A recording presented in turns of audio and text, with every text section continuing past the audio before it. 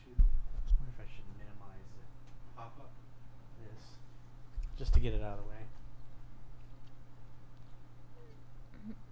Oh, you're going. It's live. Is it live? It's live. Can you guys hear us? Everything coming through okay? Fuck it, we're doing it live. Fuck it, we're doing it live, man. Like Bill O'Reilly. Yeah, what is it, a 10-second delay? 15-second delay? It's going. Does no one ask a question yet? We're about to go. Well, Rush did, so we can answer his question, I guess. What happened? Are we going? Are we broadcasting? Yep. Yeah. It's totally going. Yeah, you guys are up. Oh, We're up. oh, there you are. There it is. Yes. Yeah, here I am picking my face.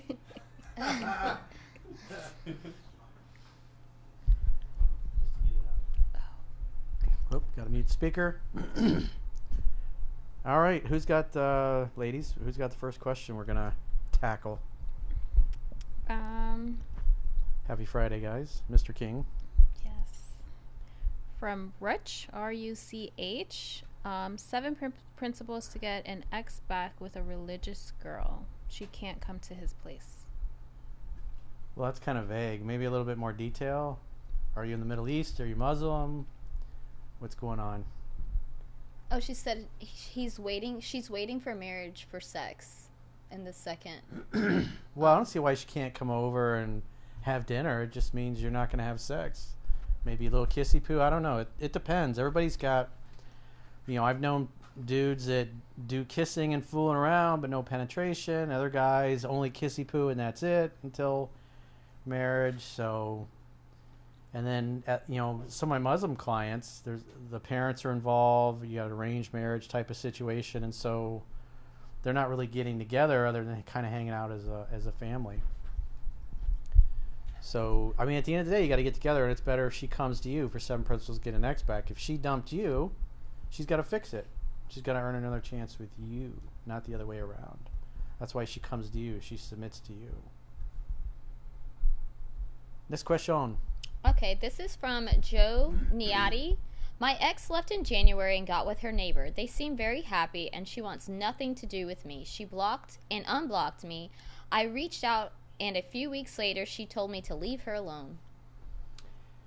Well, my man, it's time to ride off into the sunset. You never try to keep somebody who doesn't want to keep you, especially with the fact that she's with somebody else. So, Joe Natty? Yeah. Natai? Is that him? Yeah. He says he was unfaithfully cheated. We were both abusive. I know I'll never get it back. Well, just be easygoing, easy to get along with. If you ever do bump into her and see her, just be charming, be playful, be the best version of you. Don't be a dick. Don't be angry. Don't get butthurt. Don't say, we need to talk, or I got to talk to you. Can I talk to you? Love's playful and fun. At the end of the day, if she's with somebody else, the best thing you can do is practice what's in the book and go out there and meet some new girls.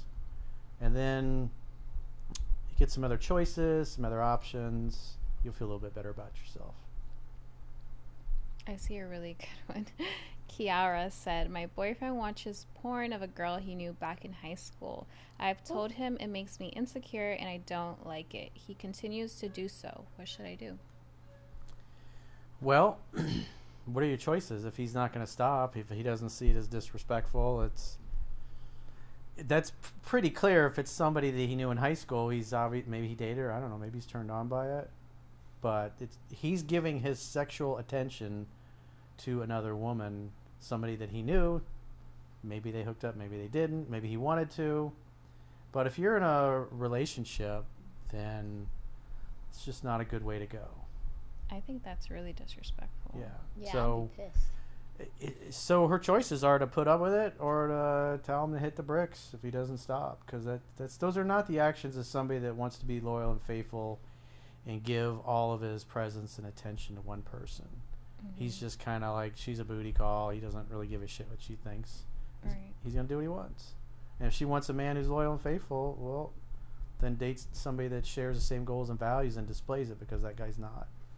And she at least communicated with him. So that's already her, doing the right thing to communicate. And he's kind of just saying, whatever. Yeah, because if she sticks around and puts up with it, then she doesn't really mean the boundaries. Because the strongest negotiating position is being able to walk away and mean it. So you got to mean what you say. You can't say don't do this and then just stick around and put up with it, because then you're inviting more of that. Yeah. Your continued presence communicates that you're okay with it despite how much she protests. So if she's really not okay with it and he's not going to change, well, if you're not willing to accept it, then your choice is to go find a man who shares the same values and goals as you do. Yeah. Because you're not accepting reality if you stick around. And when we want reality to be other than it is, we're going to suffer. And so this is who he is. So go find a man who wants to give you what it is that you want. Don't try to change him. Don't try to fix him. Don't be doing the fixer-upper boyfriend. Caroline knows a little thing or two about that. He'd be perfect if I could just fix this one thing. Don't fall in love with somebody's potential. Love them for their reality. And if you don't like their reality, well, you're going to have to change it. All right. DMAX Steve says, Coach, saw my fiance's search history on Facebook. She's searching some of her exes. Ooh. Who is this? Which one? DMAX _ Steve. Well, that tells me that she's got doubts. That's going to be natural. So she's probably looking to see what the exes are doing, what they're up to. Feminine energy's chaos. If she's super head over heels in love with you, she's probably not going to be doing that. If she's got doubts or fears, she's not 100% committed. I don't know what the situation is. Sometimes people get together with somebody that's not over their previous relationship, and it's kind of like a rebound. They get real serious real fast, and sometimes guys want to get engaged in a matter of months after a breakup, and so that's why it's best to date for like 2 or 3 years. How do you, in my 3000, how do you deal with burnout? So I assume he's talking about burnout in his career.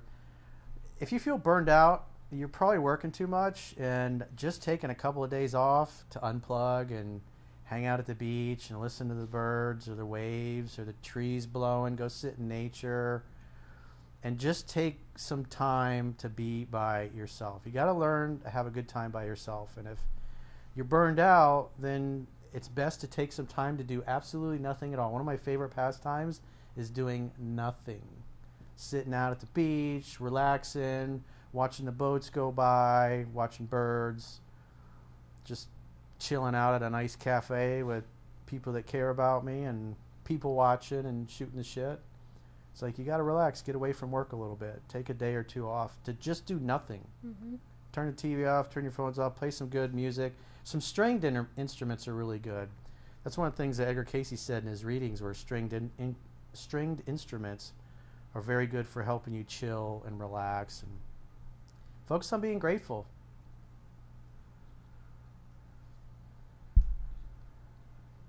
Tony. Who? What? Tony.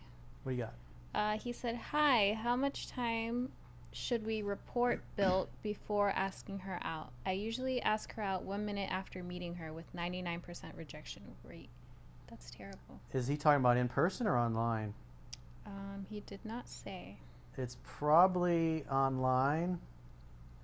So you got to take some time to, because if you think about it, in the real world, if you're not like living digitally, in the real world, you go to a friend's barbecue in the weekend. We're coming up in the playoffs. The NHL playoffs are about to start. You're going to have training camp in a few months for the NFL. The NBA playoffs are going to start. And so you get invited to hang out with some friends, and you're hanging out with your buddy and his wife or his girlfriend. They live together, and she invites a couple cute single girls from her work. She introduces you. You hang out. Say you're watching a game, having some drinks, maybe chilling out by the pool. Kids are playing in the pool. Friends are hanging out. The adults are trying to chill and unplug. And what's going to happen is you're going to spend some time hanging out with her, because you want to be able to carry a conversation with her. Because if you can't have a conversation that flows well and you really enjoy talking to her and listening to her and vice versa, then going out on a date is not going to be any better.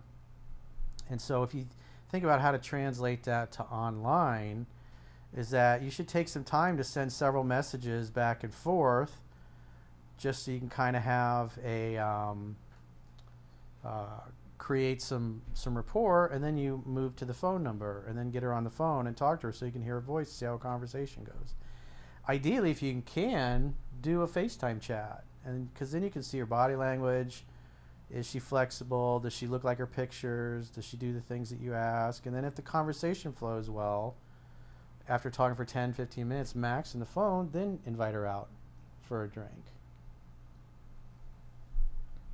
He said he asked her out in person. He doesn't do online dating. Well, you got to take some time to chat with her, because if you just walk up to a girl and say, "Hey, let's go out on a date. What's your address? Let me come pick you up." Mm-hmm. She doesn't know you, and that's going to freak her out. You want her to feel safe and comfortable, and so you should want to know: do you like talking to her? Can you carry a conversation with her?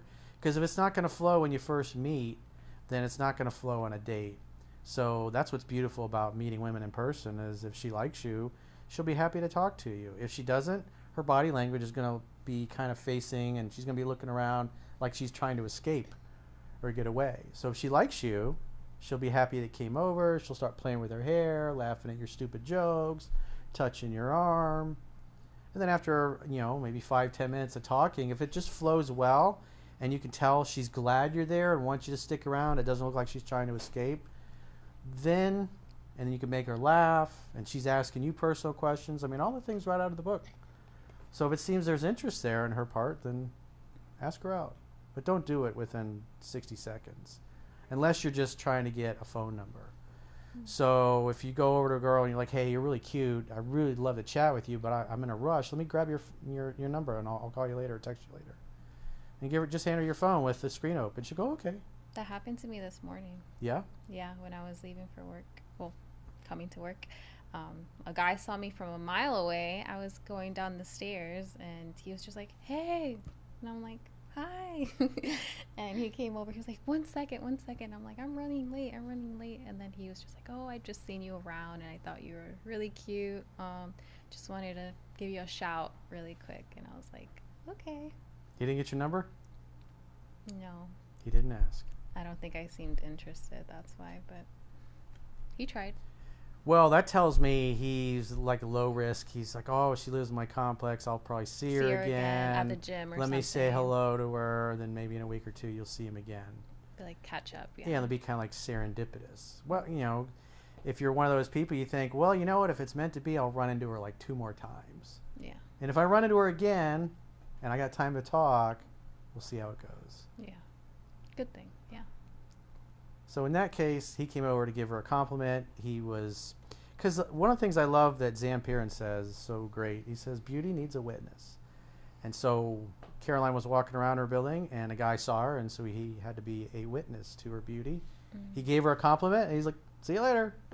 Maybe he's taken, and he just wanted to tell you that. Because guys that are comfortable will do that sometimes. I do that sometimes. I think he's single. Maybe. But probably he was a little gun shy, and so he figured he'll see you around again. Yeah, he's playing his cards right. He's taking his time. He's slow in his roll. All right, who's next? What you got? Okay, so he wrote a different question with better Okay. So Pankaj, excuse me if I butcher this, Pankaj Singhal, how do you manage giving in a relationship with having expectations without appearing needy? Well, love is allowing. You're basically allowing her to love you, and she hopefully allows you to love her. And so you gotta let women come to you at their pace. It's it's just like with the invitation to go out on a date. It's like you give the invitation, and then you wait for her to reply and to follow through. If she says she's got to check her schedule or get back to you, then you got to be comfortable enough and patient enough to let her actually do that without freaking out and blowing her phone up a day later or a couple hours later and go, "Well, did you figure it out yet?" And so being calm and being relaxed, because like I talk about mastering yourself, you're going to do your best work when you're relaxed. And so anytime you can be chill and you can be relaxed and not stressed out and emotionally hijacked, you're going to feel better. Women are going to feel safe around you. Kids are going to feel safe around you. Animals are going to feel safe around you. And that's what you want. So slow and steady, like the river that never grows stale. No hurry, no rush. This is a sweet message from Storm Hunter. He said, I am married to a lovely wife, and I can never thank you enough to help me rewire my brain and fix my bad habits years ago. Still locked in because I got to stay sharp. Yep, that's great, man. That's why I tell guys in your situation, read the book once or twice a year. What I see, I'll get guys who are like, yeah, I followed you 10 years ago, met my wife, and things are going sideways now, and they got away from the book. They hadn't been back to it in 7 and 8 years. Or they were a cherry picker. They only read the book a couple of times and focused on the dating and the pickup stuff, and it's later on down the line when they need the relationship stuff and the communication stuff and a deep understanding of that to maintain things, because that's a different level of skills if you're going to maintain it in a long-term relationship. So congratulations on all your success, dude. So this question is from Ramon Carrion. I'm wheelchair bound and I don't drive at the moment. Sometimes once a week date isn't possible. How to keep the spark if if push it another week. She's offered to even pick me up, but I don't want that to be a turn off eventually if she picks me up. I am working on driving though. Well, let her pick you up, man. Figure it out. Have something that you can do at your house or near your house, or maybe you can go for a walk and there's a park near where you live or something like that. You got to adapt, you know. Everything that's in the book is not etched in stone. It's like not the end of the world if you do something wrong. It's just that the more you do things that are aligned with the book, the better the results you're going to get. The more you stray from it, as you guys see in the video newsletters, the more you're going to struggle. So if you're in a wheelchair, figure it out. Get creative. Do something in your house. Yeah, and if she's offering to pick you up, she probably that doesn't means mind. she likes you. Yeah. And at the end of the day, because I've got, you know, Bobby, my friend, he's paralyzed from the nipples down. He can't feel anything. But when it comes to taking care of business, he pops a Viagra like anybody else, and the general stands at attention, and he fulfills his mission. Even though he doesn't feel anything, he makes sure his girl feels something. So, you know, as long as you're beating up her pelvis or she's beating up yours, and, you know, you're making her come like a waterfall. It's like, what does it matter? Hang out, have fun, hook up, create an opportunity for sex to happen. If you're in a wheelchair, you got to adapt. If the girl's willing to pick you up, that's awesome. That means she likes you. Mm-hmm. Come scoop me up, babe. Alexan Perry Louis says, hey coach, my name is Alex from CT, Connecticut. And hold on, I lost his comment. He has a question. Should guys start dating if they don't have their own place yet but are working towards it? Well, if you're a guy you're living with your parents, maybe you're being smart, building a business in your parents' spare bedroom or whatever, and living like a broke college student, something you could do is get an efficiency type of apartment somewhere that, like, you have a bathroom and, you know, the couch, you got a futon or something like that, and you can decorate it nice. You got a nice little kitchen area. Get a second part-time job or something like that, just so you can have a little room somewhere near where the action is and there's fun things to do, just so you can go have some privacy. Or, I mean, I've had people that have followed me for years and they live out of their cars. Like, you know, I remember one musician that, you know, I did a video newsletter for him several years ago. He was a virgin, and so he read the book like 10, 15, 20 times, and so he would play on the street, and girls would come by and throw money in, and occasionally, you know, girls would come over and start talking to him, and he could tell, because he really read the book, that they were interested in him. And one in particular came over, and he got her number, and he picked her up on a date, and he ended up taking her like to a park, and he had sex for the first time in his back seat. And because he was a really good student, he wanted to make sure he satisfied her, so he was following the article, How Men Can Have Multiple Orgasms. So by the time he actually had sex, even though he was a virgin, he was like a pro. And he was like, they fucked for hours when he lost his virginity, and he didn't seem like a guy that didn't know what he was doing.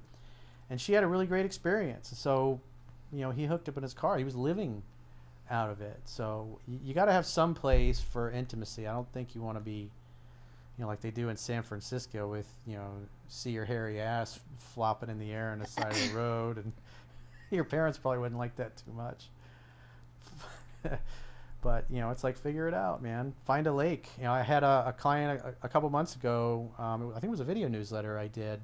Or maybe it was a client. I can't remember. It's like stories are so similar. But he loved rock climbing, had a breakup. And then so he just decided to go to like an afternoon class. And there's this smoking hot girl in there that he's never seen before. And he's like, hey, you want to climb together? And she's like, sure. So they climbed together for an hour or two or whatever. And then they went on a hike. And they found a stream and then kind of went off the path a little bit and hooked up by the stream on the first day that they met in the afternoon. They had a nice little afternoon delight. The Klutzy says, if I dumped my wife after she expressed she wanted to leave and was unsure, who is the dumper here? Well, she said she was leaving. She might have been saying that, but she said she was unsure. So if you dumped her, and I assume that he's going, oh, I regret doing that and I want her back. Well, then reach out to her and invite her on a date. Tell her maybe you acted harshly or acted rashly. You didn't like what she said to you. You didn't like hearing that she was tapping out. And your attitude was, well, you know, if you're not going to make any effort, then I'm out. But then I thought about it, and you did say you were unsure, and so I apologize if I was too harsh. Maybe we should let's get together and talk about it. Yeah, see what she says. When your wife expresses feelings like that, that's a sign for you to change and try to make things better, not to just be like, oh well, I guess I'll just talk and say, well, what do you mean? Why would you say Yeah. that? That's kind of like, you know, good morning, it's Sunday. Hey, fuck you, I want to divorce your ass.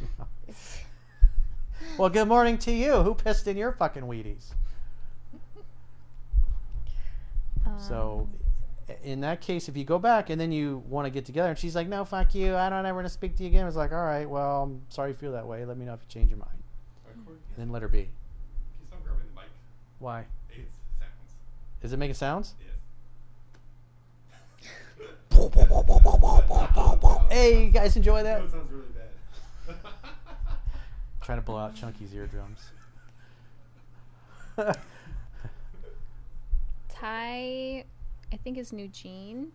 I read Mastering Yourself and applied some of your strategies to get a job in a highly competitive field. I'm trying to stand out like a purple elephant to get their attention. What else can I do?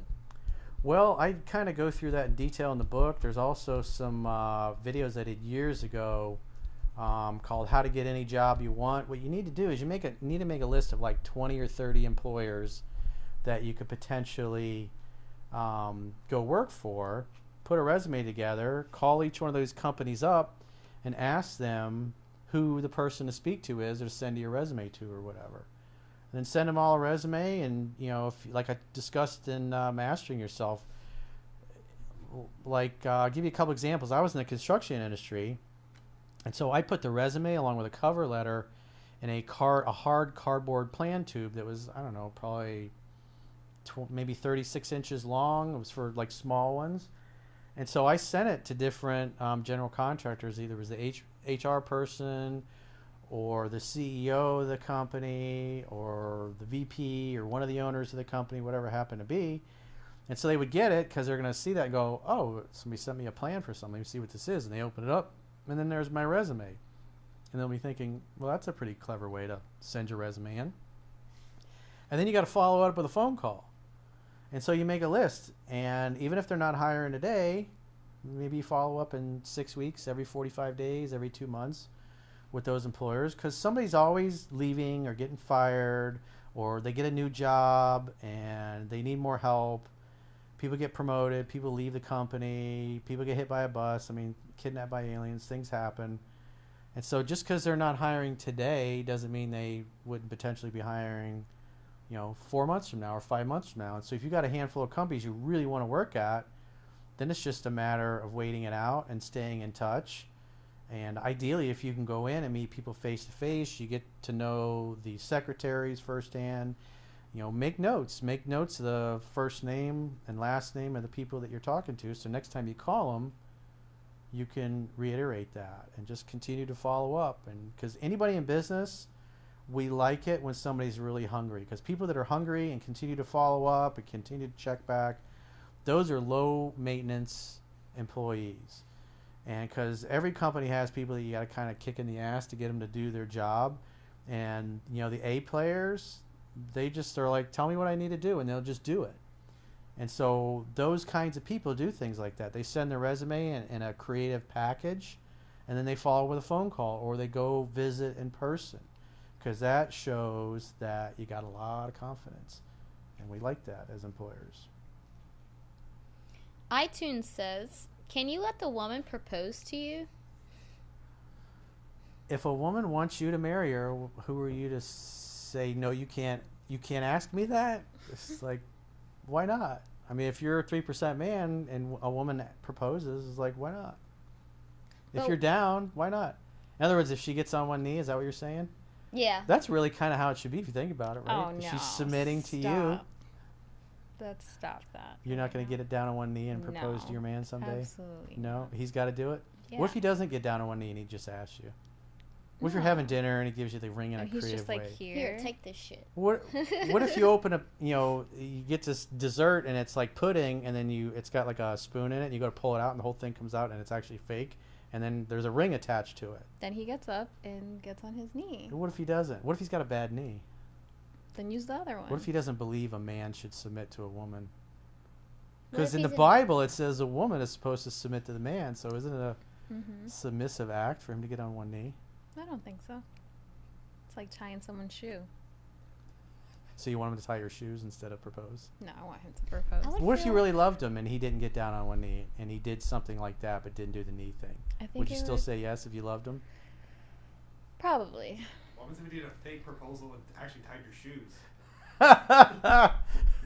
Yeah, he gets down on one knee. He's like, "Oh my God, it's happening!" And then he ties your shoes. Babe, I'm just tying your shoes. I saw a guy at a baseball game do that one time. He got down on one knee, and he gave it may have been a prank video, but he gave her reaction looked real. He gave her one of those rings that had the little candy things on it. The Oh, ring ring pop. pop. Ring pop, yeah. And obviously she punched him, threw a drink at him or something. Okay. Men who paint. What to do if your perspective of self-value is based on a woman's validation? Men that what? What was the? Paint. Oh, that's his screen name. That's his name. Okay. Yeah. Say that again. What to do if your perception of self-value is based on a woman's validation? Perception. Perception. Okay. So, well, your self-worth should be based on what pleases you. Because the idea is you're trying to reach your full potential. You're trying to create a life and lifestyle that pleases you, that you love, that makes you happy, that puts a smile on your face, that you're proud of. So you can share that with somebody else, that you guys can co-create a life together. So you got to get to a place in life where you really enjoy your time alone and being by yourself and can have a great time when you're alone. And because if you can enjoy your own company, then you'll be good company. If you hate being alone, you can't stand it, and you don't like your own company when nobody else is around, then you're not going to be really great company for somebody else. So that should be one of the first things that you focus on, is getting to a happy place yourself, because that'll solve a lot of those other problems. Jason Wayne asks. like way back in the. I'm just looking at this here. Where are you in the chat? I'm up. I'm doing the No, I'm gifted, right there. the tips. Right and- here? yeah. No, on the green one. The following down one. All right, who's got the next question? Jason Wayne says, no contact in friend group. She tried many friend zone attempts, but I've declined all. I hit on other girls in front of her and don't pay her attention. Well, it sounds like a statement. Is there a question? Is that a No, that question? was just him saying that's what he does. Okay. And there's been, I don't know their name. It says 00CD. He says, I have been a member for 10 straight months, loving the members only video newsletters the most. Keep them coming. Well, we'll do our best. It's a lot of work. It's a lot more videos than I used to do. Did I just bang the mic again? No, you're good. It's just when you're tapping it a lot. If you hold it a little bit, like you're good. It's how you hit it, you know. But it's good. No one's said anything. Can I initiate compliments and hitting on her on the first date? Well, I would say one good compliment is enough. Don't lay it on too thick. Yeah, that Women can get love mystery. uncomfortable. Yeah. Well, I mean, what happens when you're on a date and a guy starts telling you how pretty you are and how hot you are and starts talking about your body? I mean, we talked about that in one of the podcasts a while back. Mm-hmm. Does that make your interest go up or down? Probably down. It's a So the little more too he gives you much. compliments and talks to you about your physical appearance and your body, Yeah. you automatically start thinking, okay, he just wants to get my pants. Right. Yeah. He's trying to talk me into giving it up, basically. Yeah, I think I would prefer compliments on my like intellectual, like who I am as a person. Like, oh, you seem very caring, or you seem really outgoing. Those are nice compliments. But then if you're only complimenting on physical stuff, that's when I'm like, oh, this guy just. Less really is more with the ladies. So one compliment, you pick her up, and you say, wow, you look fucking amazing. Mm-hmm. I love that outfit on you. Just leave it at that. There you go. Maybe one at the end of the day. Because that's an honest compliment. Mm-hmm. But if you're constantly doing it throughout the day, oh, you're so pretty. Oh, I love your hair. Oh, your earrings are great. I love your nails. Mm-hmm. Oh, the shoes are amazing. Your purse is awesome. And you just keep going on. Then she's going to be like, that guy's kind of weird. He's trying to make up for something. Please be quiet. So, yeah, please. So don't do that. One compliment is enough. And it's also better if she compliments you more than you compliment her. So if she compliments you 2 or 3 times.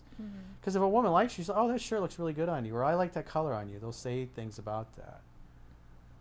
And so do it less than she does. Less really is more. Women like it that way.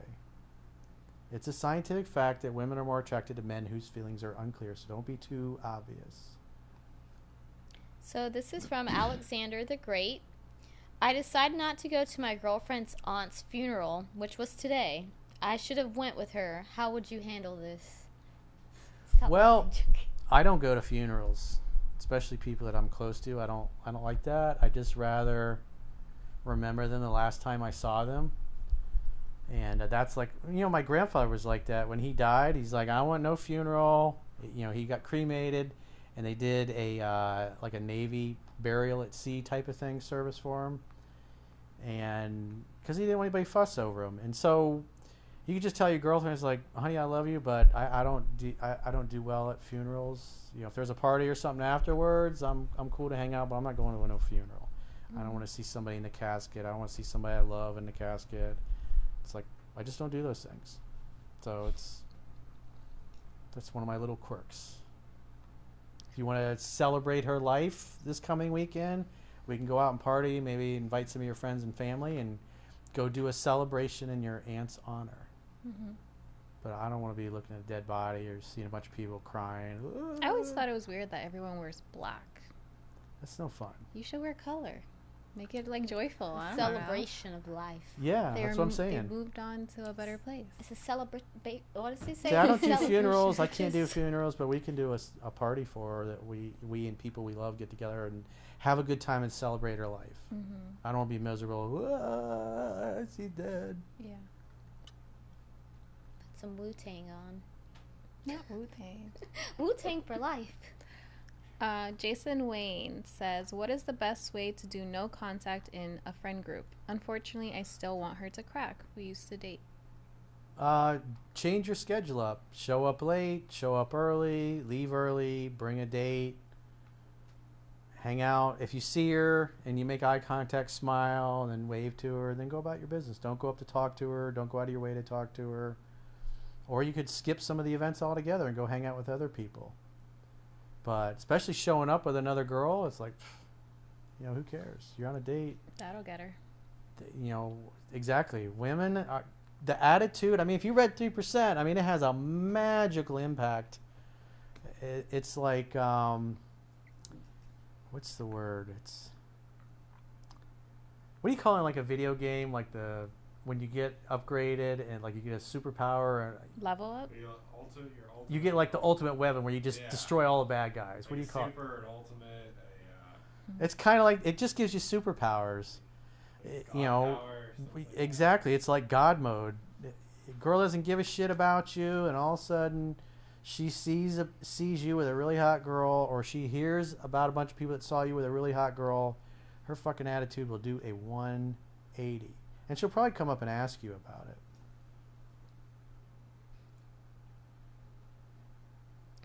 So this guy Tony, 5 to 10 minutes of rapport building. Just ask her questions. Ask her the kind of things that she would enjoy answering.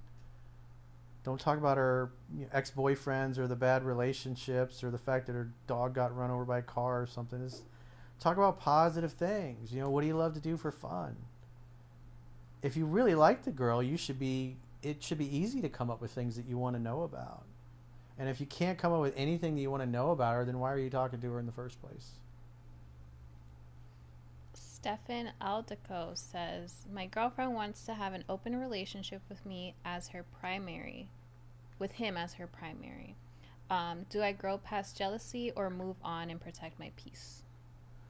Well, if you don't want to share your girl, it's kind of like a nice way to monkey branch. And so she's basically, does this mean that he's got to be loyal and faithful to her, but she's allowed to bring other dudes in?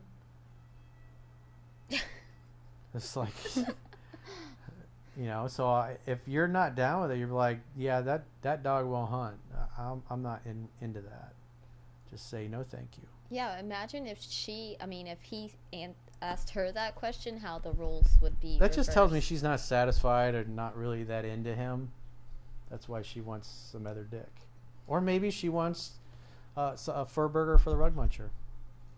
How long have they been together that she's already asking that kind of question? That's a good question. Maybe he can add it to the chat. Yes, let us know.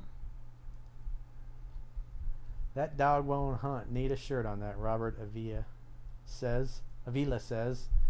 So that's just something we say in the South. Kind of like, you know, certain people in Congress, you know, like, they're about as useless as tits on a boar hog. Never heard that. I've never heard that either. If you're not from the South, then you don't know what Florida man is all about. That's crackhead talk. That redneck hillbilly, come get you some grits and chitlins. Get you some fried okra. I do like fried okra. That is good. Who's got the next question? Chunky, you got a question back there, or are you too busy pressing buttons? Can you pull that off? Can you multitask? I'll do Fabian Nascimento. Coach, do you have any tips for letting go? I mean in life, not necessarily just with women. Yes, it's kind of minutes ago. Well, letting go really is an act of self-control. Learning to accept what is. Living in the present moment. Because we often ruminate about what may or may not happen in the future, or we're ruminating about the past. Very seldomly are we just focused on, hey, right now we're doing a live stream. Let's focus on that. And be here now with all of us instead of thinking, shit, did I leave the fucking oven on? Did I put the toilet seat down? Is my girlfriend going to get pissed? Did I take the clothes out of the washer? I got to get my car washed this weekend. Be in the moment. Be here now, as the phrase goes. So it's an art. You got to practice at it. Because when you live in the future or you live in the past, you're not really acknowledging the present moment. You're not appreciating it. Exactly. You're letting it fly by and not realizing how precious this one moment really is. Ask yourself, what can I be grateful for in my life right now? Dan says, where can I make better friends with a similar drive? I find that most blokes have arrested development and unwilling to grow. Well, that's human beings in general. So anytime you can put yourself in a social situation where there's like-minded people that like to do the same kinds of things that you like to do. So I mean, if you want to deal and hang out with people and meet people that are smarter, that are more intelligent, that are more successful, that have more money, what you typically find with people from the higher socioeconomic class is that they're kinder, they're nicer, they tend to, take better care of their body, they tend to date prettier women, their kids are more attractive, their kids are smarter, their kids grow up and do amazing things. And so, like, joining a yacht club, joining a country club, like I was talking about earlier about the client that loves rock climbing, I'm going to go to a different class today. Mm-hmm. Caroline's doing kickboxing right now. It's just get out your comfort zone. Because you meet great people just in living your life. Like when I was in real estate, I had a lot of friends that were in real estate, and we'd be like, hey, let's get together for lunch, let's go to dinner, let's go have some drinks or whatever, we go hang out. Those friends would invite other people that they knew in real estate, and when you're hanging out with a bunch of dudes in real estate, you're talking about real estate, you know other people, you hang out, and we have parties, there'd be trade shows, there would be new home communities where they got 4 or 5 brand new models, and they're like, hey, we're going to have a model opening, and we're going to have a live band, we're going to have free drinks, we're going to have free food, bring all your realtor friends, bring your mortgage broker friends, it's, anybody that's in the business, title company. And so we go and hang out and go to those things, and they'd be a few hours long, and then afterwards groups of us would break off, and guys and girls, and go do something fun. And so you got to get out of your house and not be sitting on your ass doodling on your cell phone. Go out and participate with other like-minded people that like the same kinds of things. Like one of the things that I love to do, and when I started shooting and training with John back in the day, the thing I loved about the gun community, it's pretty small, and there's a lot of high character people, a lot of family-oriented dudes in there. And I made a lot of really, really great friends in the gun community. That's a very masculine, fun thing to do. And like I said, a lot of high character people that do those kinds of things. Because if you can afford to go to the gun range like in Homestead for half a day and fuck around, I mean, I got 6 figures plus in the weapons that I have and the gear that I have, and I mean, you can spend hundreds of thousands of dollars on your body armor, your nods, your ballistic helmet. I mean, just all the stuff that goes along with it and training. And so people that tend to do that stuff, it's like they tend to have money. Usually you're not going to be hanging out with dudes that are broke as a joke if they're doing those kinds of things. So, I mean, it really is true. When you make more money and you have more choices to do other things with other like-minded people. So, like take a yacht club, for example. One of my friends belongs to one of the local yacht clubs, and we go there and hang out with, there's people that are billionaires just hanging out, having a beer, shooting the shit, talking about their boat, talking about their business. Sometimes people do business deals there. It's, you are who you associate with. So find out where the kind of people that you want to hang out with and you want to befriend, where are they at? What are they doing? And go lose yourself in hobbies and interests that involve those kinds of people, and you'll meet other guys to become friends with, and you'll meet girls you can date. Drawlix asks, 2 dates with divorced woman. Body language showed low interest. Texted me that she had fun by the time I got home. Still texting and calling. Should I wait for her to ask for a date or ask myself? Well, if she's texting, because some women are like that. You'll hang out in the date. Like I wrote about one in my book that was like that. It's like the whole date, I really didn't see any signs that she was romantically interested in me. We were having a good time, and then when I walked her to the door, I was, because in your mind you're always wondering, am I going to get the cheek? Is she going to kiss me back? And so I go in to kiss her, and she kissed me really fucking passionately, and then invited me up. And so in that case, it's like same thing. You're on a date, and the girl's like, eh. And then afterwards, she's like, oh, I really had a really good time. I can't wait to see you. And make another date. Hang out, have fun, hook up. If she likes you, it's a lot more fun to hang out with girls that like you than girls that are like, at least I'll get a free meal. I'll give it some time. Maybe I'll meet one of his friends.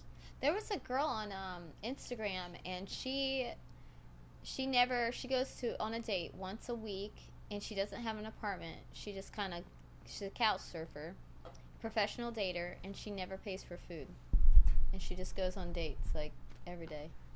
That's what we call a leech or a tick. Yeah. That sounds exhausting. Yeah. Yeah. Stefan updated. He said, been together for a year. I've hooked up with other women too. Honestly, she might be a great friends with benefits, but I'm not sure she's long-term material. Is that the friends with benefits, dude? That's the one that the girl... The open relationship? Yes. Well, so they kind of already have an open relationship. Yeah, I was going to It's say like, that too, yeah. just keep doing what you're doing, bro. That's Hang out, have so fun, hook true. up. You know, you're a free agent, so it sounds like the girlfriend is basically asking for permission to be a free agent. To make it official. Yeah, because he's already banging other girls, so it's like... So she wants the hall pass. Yeah. And what does he want? I don't know. Silly question.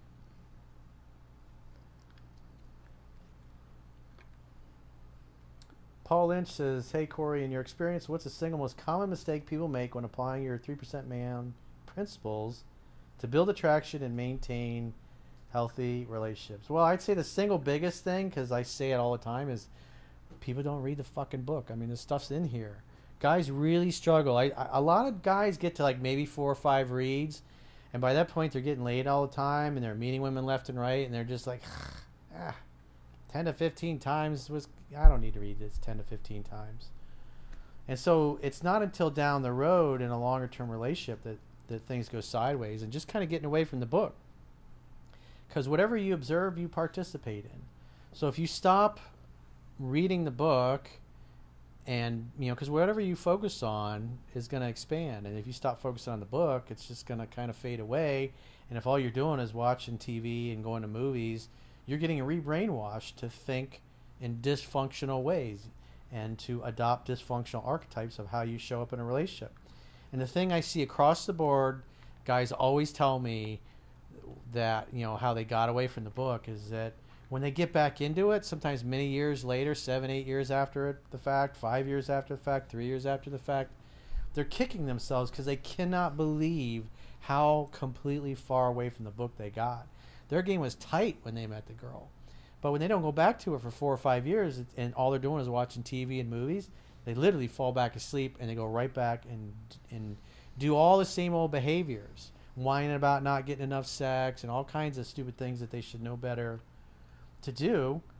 And it's shocking for a lot of guys because it's usually not until the girl is about to leave or is leaving that they go back to the book, and then they're like, damn, should have listened to him. And I hear the same thing the phone says. I know. So you're a cherry picker when I'm doing phone sessions, and I'll hear, yeah, I know, coach. Most people major in minor things. Us guys who want the quick fix, the easy, lazy man's way to sex in a relationship and not having to do too much. But, you know, women need they're a lot of fucking work. They need a lot of time and a lot of attention. Yes. And if you don't give it to them, there's gonna be problems.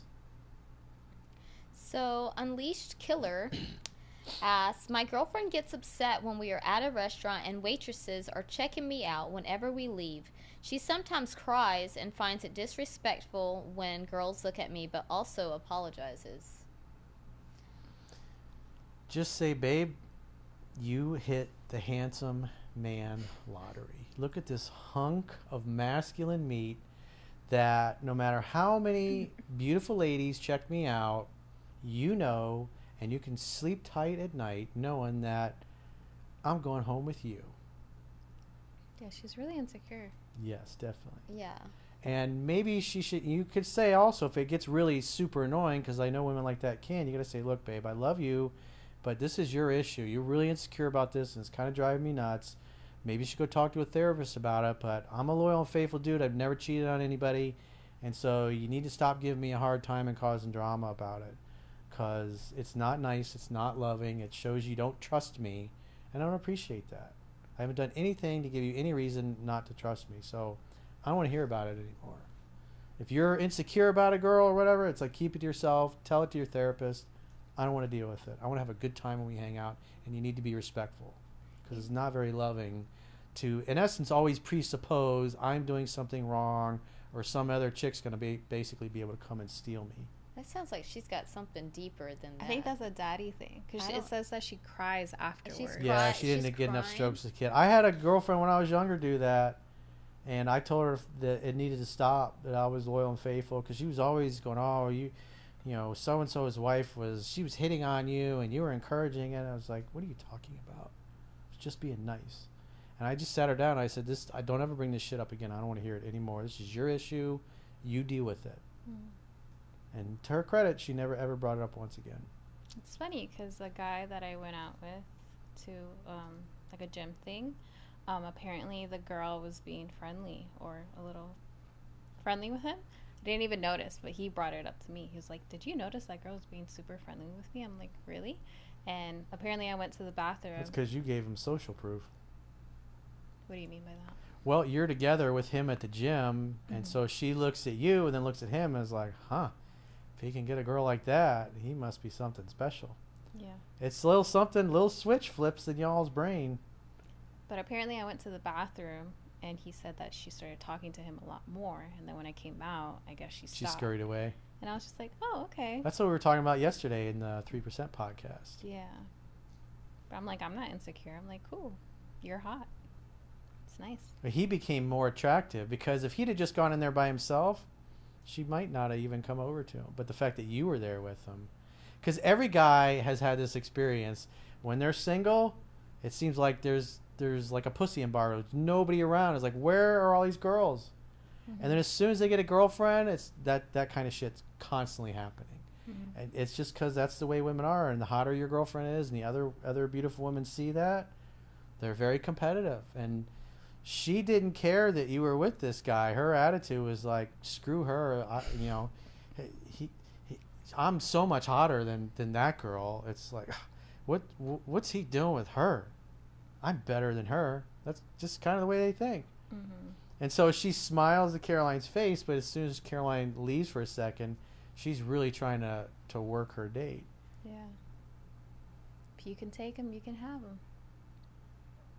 Gotta be confident. So that poor girl that starts crying, it's gonna be so unhealthy. Sounds like a Yeah, she needs to cut that shit off.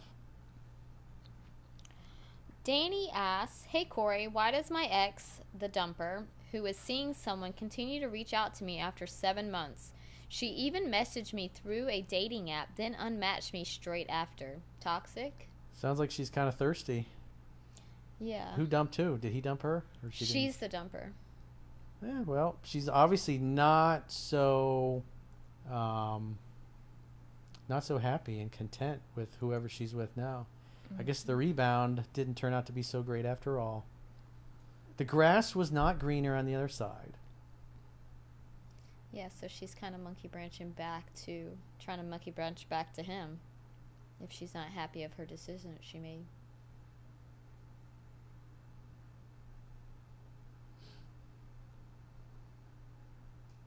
What else you got? Alexander the Great. After a breakup, how many days would you take to move your things when it's time to separate and go back to your family? Immediately, right? So they live together? Is that what he's saying? I guess so.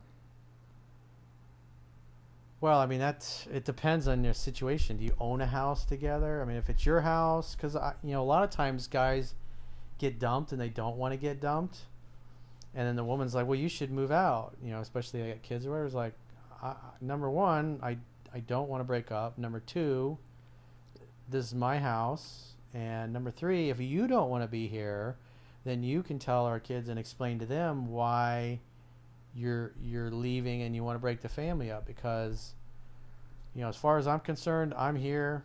I'm not going anywhere. I want to work things out. If you don't, well, there's the door. You're welcome to leave. But at the end of the day, you're going to have to explain to everybody why you're leaving and why you're giving up on us as a family. Because, again, most of the time, it's the guy got dumped and he didn't want to be dumped. So if you're in a situation like that, don't move into the guest room. Don't move out of your house. Don't move out of your apartment. In other words, if you want to stay together and she doesn't, she's got to be the one to leave. Unless, of course, you're living in her place, then you got to leave. And if she's telling you to get the fuck out. Get the fuck out. Well.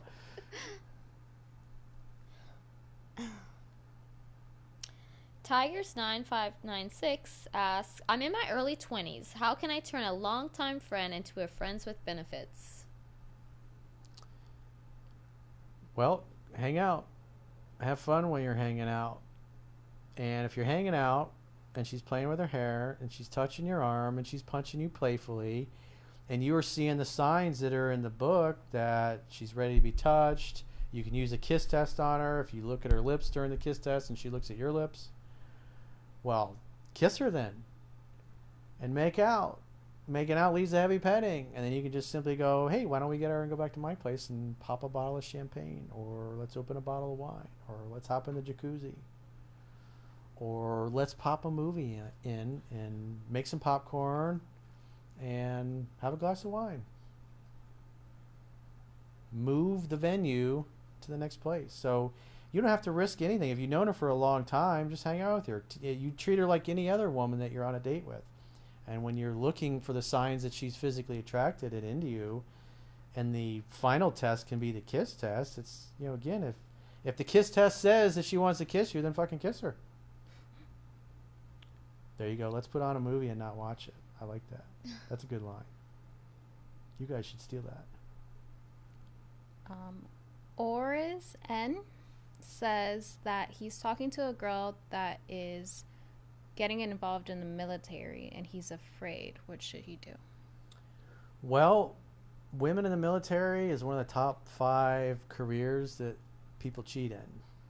So is she going to move away? Because a lot of times they get deployed elsewhere and they're gone for a long time. And if she's really hot and she's serving with mostly dudes, well, there's going to be a lot of dudes there that are not going to fucking care about you, or that you're married, or that that's your girlfriend. They're going to be trying to bust a nut in your girl.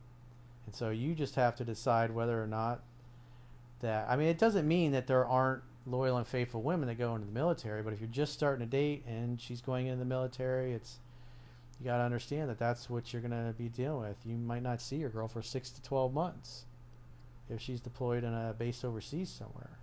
So is that the kind of life? Do you really want to be exclusive to somebody like that? That's going to be bouncing around?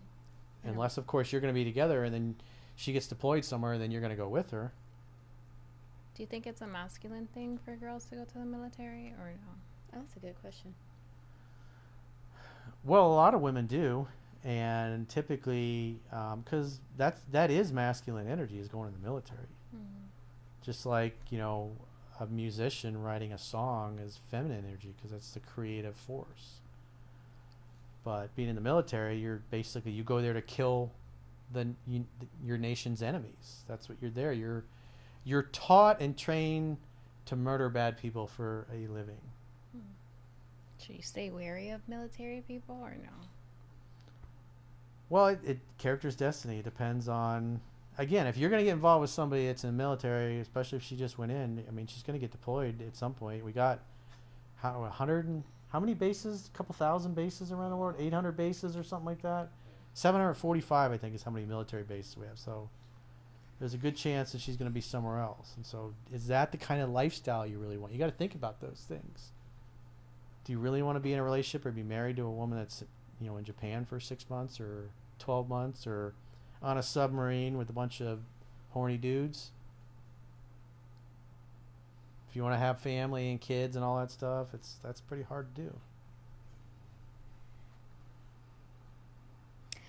Andrew Nero asks how to deal with girlfriend delaying coming over because they're running late with workouts/work. Also, how often should mid say "I love you" to their girl? Well, it's always better if she says it more. Less is more when it comes to that. So every 3 or 4 times, maybe you say it once. Because then it means something. Scarcity creates value. If you're like all day long, I love you, I love you, I love you, and I love you after every message, then it's just... It doesn't hold its value. Yeah, it's like a bumper sticker. It doesn't fucking mean anything. But if you say it at strategic moments, or she just popped out your kid, you kiss her and tell her you love her. And she'll appreciate it. Especially if it's maybe been a month since you said that to her or whatever. Mm-hmm. So it has value. In other words, it was like, you know, Trump, when like that first term, everybody's like, oh, he's got to apologize for this. When's he going to issue an apology? And the only time he ever apologized was when that Access Hollywood thing came out, and he said he apologized to his wife. That was it. That was the only time he ever apologized. And so it had value. And so Boki says, hey, Coach, how do you like Trump so far? Well, I love what he's done with turning the government over to Elon Musk and the Doge committee. I mean, listen to all the crazy shit that these guys are coming up with and canceling. It's that's pretty great. But it's going to be interesting to see what happens, because you got a bunch of lefty judges that are basically trying to tie Trump up in court for the next 3 or 4 years so he can't do the things that he wants to do. So that's going to be interesting. So far, so good. The one thing I will say is, like, where's the rest of the JFK files? Where's the rest of the Epstein files? Where's the stuff about the UFOs? Where's the stuff about all of the flying lights in Washington, D.C. that when Biden was in, that they were going to release and tell us what that was? And apparently, these were government things that the Biden administration was just letting people wonder what they were, trying to freak people out. Are we being invaded by aliens? Yes. But it's like, you know, he's the Bobby Kennedy files. He's going to release those. The MLK files. He's going to release those. So I think we got 20,000 files. I mean, most of them, there's no smoking gun. There's a lot of stuff in there. Like, I think what's his name? There was a recording of a phone call between Lyndon Johnson and Kennedy's widow. And you listen to it, it's like there's some charm going on between the two of them, and it almost makes you wonder, was he, because, you know, JFK was cheating on her constantly. Everybody, that was well known. So who knows? I mean, other than that, that's not a smoking gun, but that was classified. In the 60s, people would probably be like, oh, it kind of sounds like LBJ's hitting on Kennedy's widow. Jacqueline. Conservative Catholic says, my wife is a great mother and nurturer to our children, but I want to see her get back to her hobbies and exercise. She's been upset about her changes ever since having the babies. Well, you're the man. You got a penis, so make that happen. Make it easy for her to work out, whether you take her with you or you get a babysitter, the two of you go to the gym together so you can get your workouts in. That would be a good thing to do together. And then when you're there, because feminine energy grows through praise, you can praise her. Honey, you look great. I notice your butt is firming up. I could bounce a quarter off that thing any minute now. Tell her what you like. It's like, wow, you really slimmed down in the last few weeks. You look amazing. I'm so proud of you, honey. I love you. He could book her classes for baby yoga. You do that too? Pilates classes. There's classes that you could bring your baby, and they kind of like... Yep, got that too. Figure it out, dude. Make it happen. That'd be nice. Be direct, be decisive, and make that shit happen. Mm-hmm.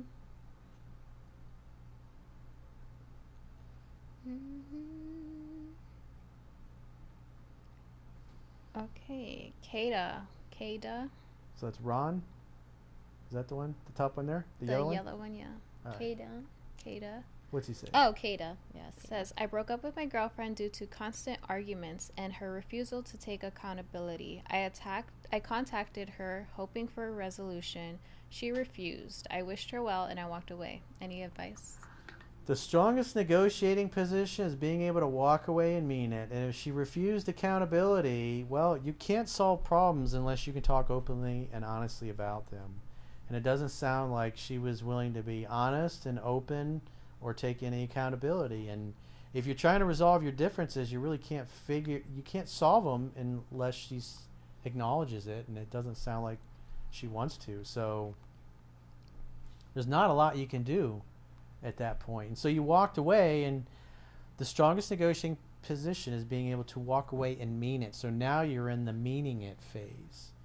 So that means you're never ever going to speak to her again as long as you live, unless she breaks no contact. Because her breaking no contact is basically her submitting to you. Her saying, you know what, honey, sorry for being such a bitch. You were right. I need to be accountable, or whatever. Because unless she gives in and bends the fucking knee, well, you're not going to fix it. But if you keep chasing her and running after her, you don't really mean what you said. You didn't really mean the walking away, and then she's going to think you're a bitch and continue doing, and probably get worse, what she was doing before.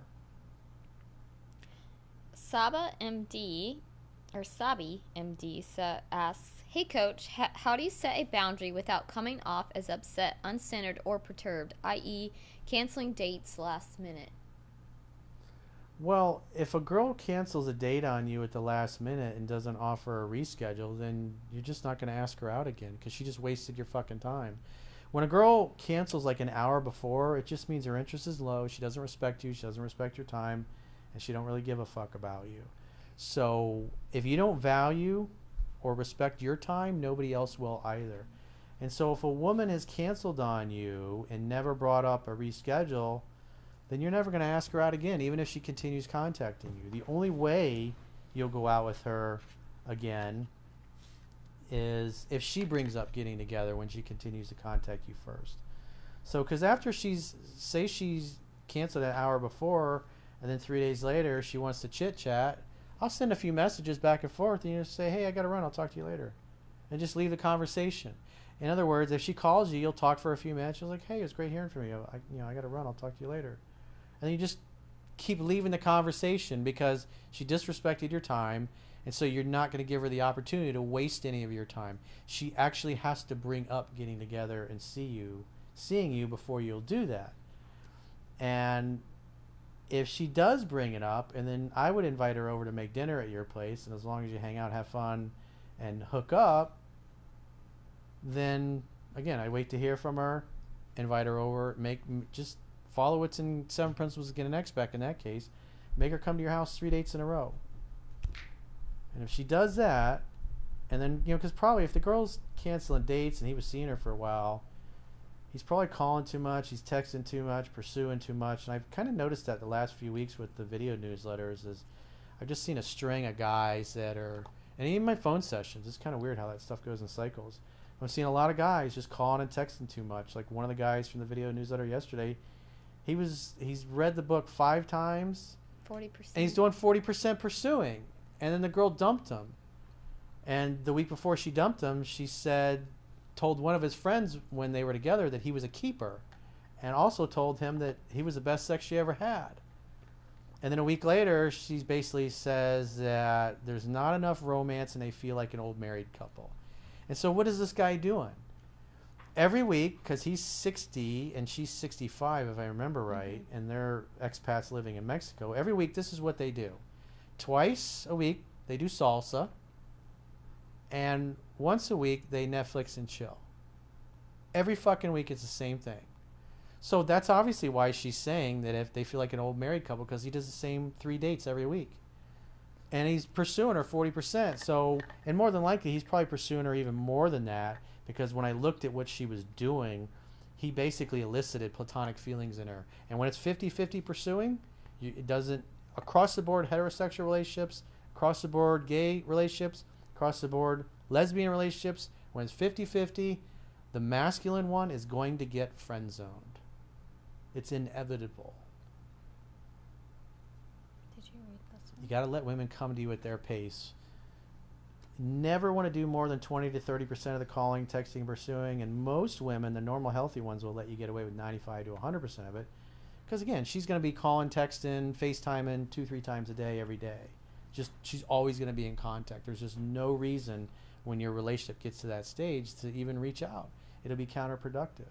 Because most of the time, the guys are wanting to see their girls more than the girls want to see them, because they're pursuing too much. They're trying to make too much happen too soon and too short of a time period.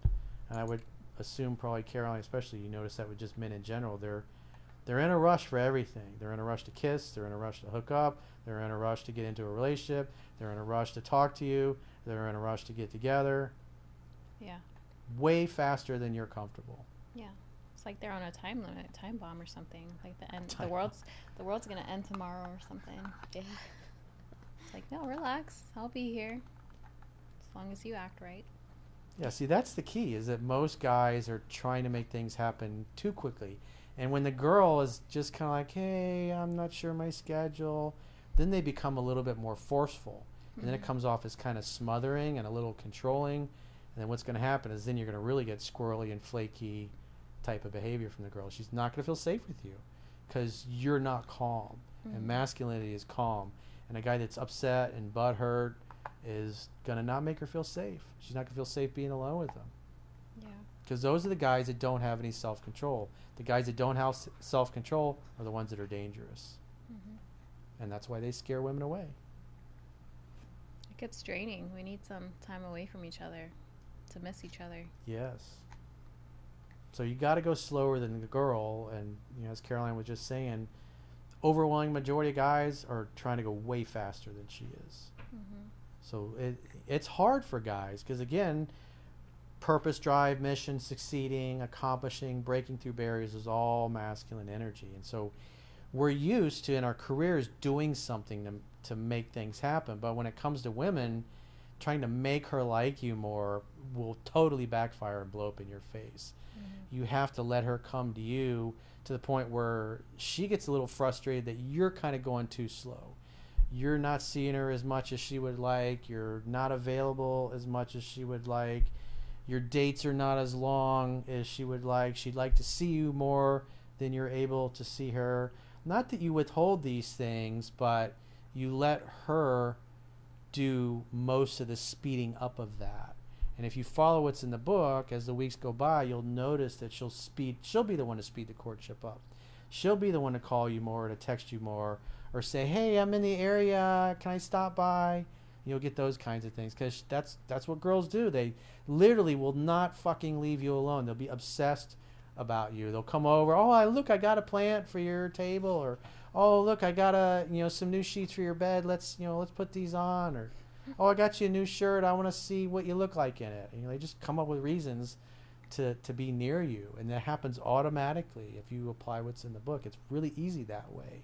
But when you do that, you're acting like a girl, and it freaks them out. It's the complete opposite of the way the sexual polarity should be. Well, Bastion asks, hey coach, what are the best signs/psychological traits you would use to identify a cheater early? Greetings from the Dominican Republic. Well, just telling the truth and being honest and doing what they say they're going to do. Watching for stories change. So you go out, say you have your first date, and she's telling you about something that happened in her life.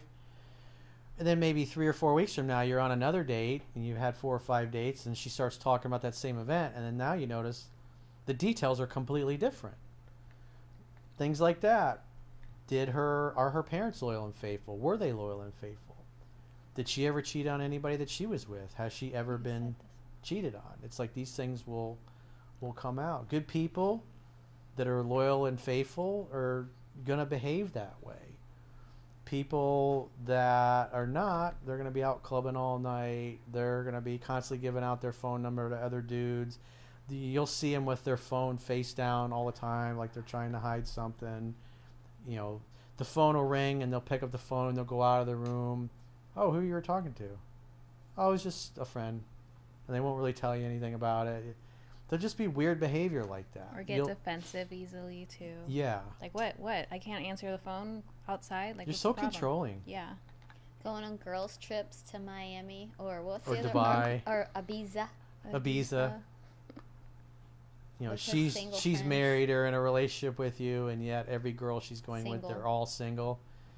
If that's the case, so then you're going to have all the girls that are drinking, the ones that are single, and they're looking to hook up, and inevitably what's going to happen, one of the girls is going to need a wing woman, and they're going to need the wing woman to keep the extra dude busy, so they can get busy with the guy that they really like. Again, a woman who's family oriented is just not going to do those things. Okay, Seth says, how do you go about the dating dynamic in a marriage? In the courtship, the woman reaches out to you and you make a date. But when you live together, how do you do this? What's the proper way? Just make at least one date per week where you figure something out and you invite your girl to do it with you. Mm-hmm. If she's got a restaurant, she's, oh, I heard about this new Italian restaurant. We should go check that out. I was like, yeah, we'll do that. We'll do that one of these days. And then in a couple of weeks, maybe when she's forgotten about it, then you surprise her with that. Because she appreciates that, because she's like, oh, I told him, and he was actually listening. Yeah. You could do it in different spontaneous ways, too. Yep.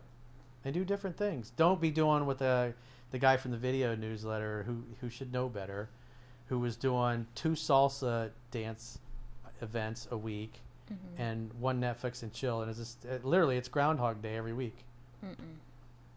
She got bored. Yeah. Can't do that.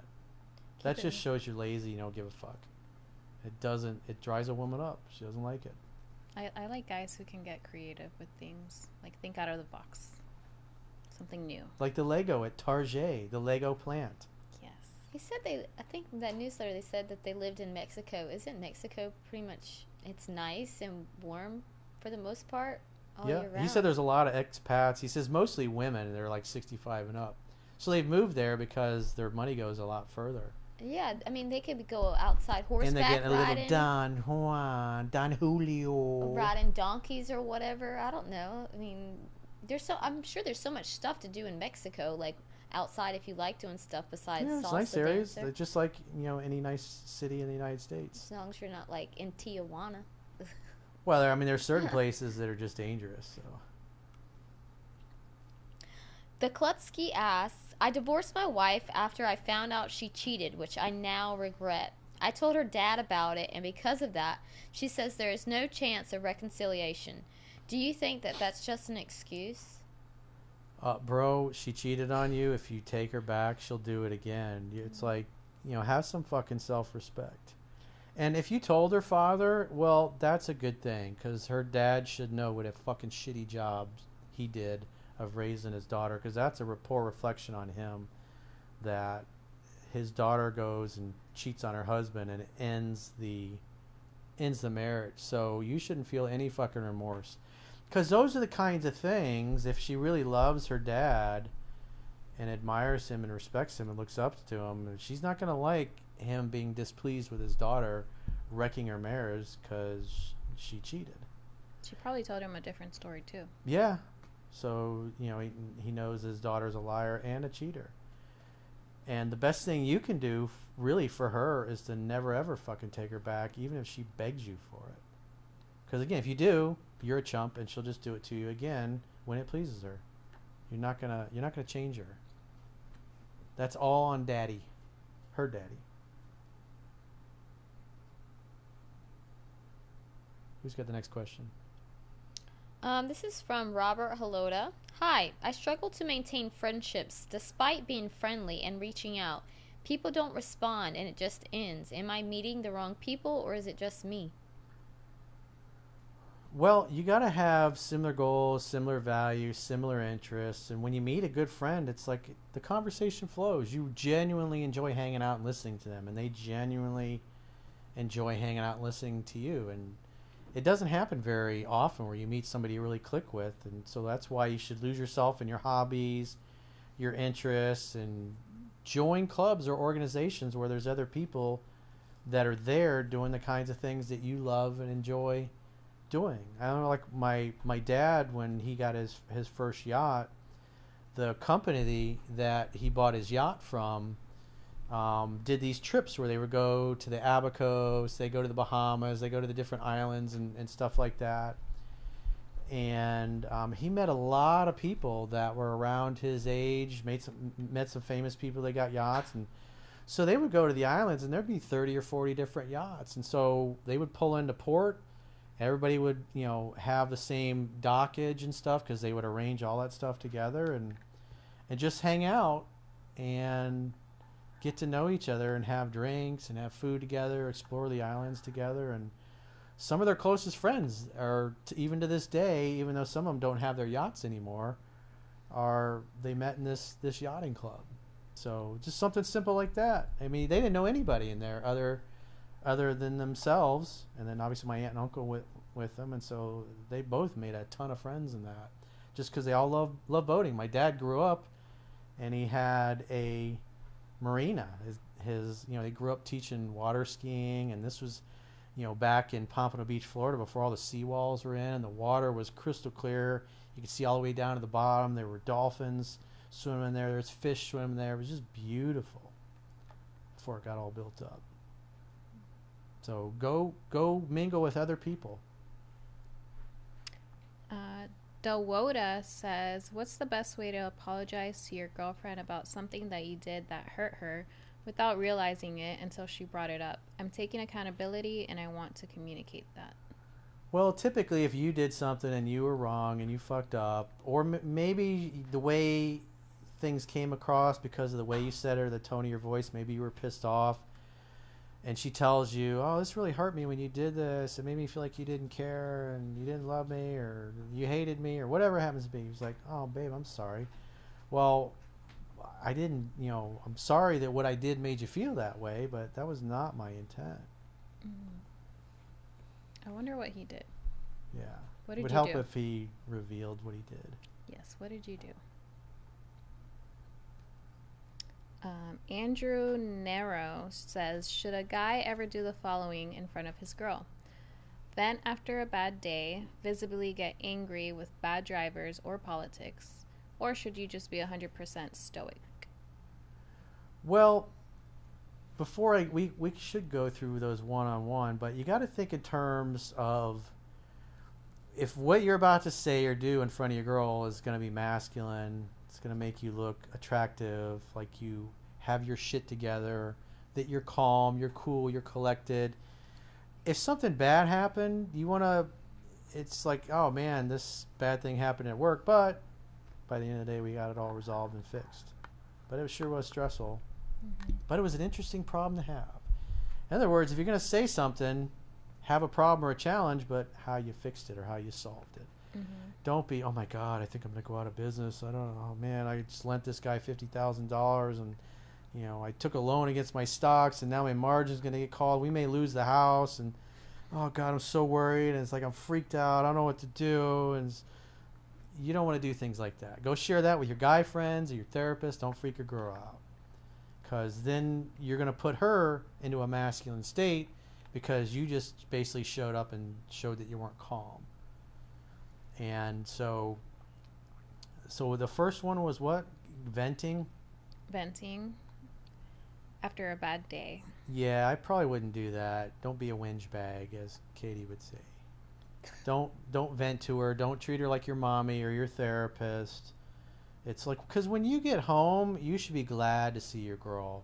Her beauty and her feminine energy and her energy should be calming and soothing to you. And just looking into her pretty eyes should be the kind of thing that makes you just forget about all the stress.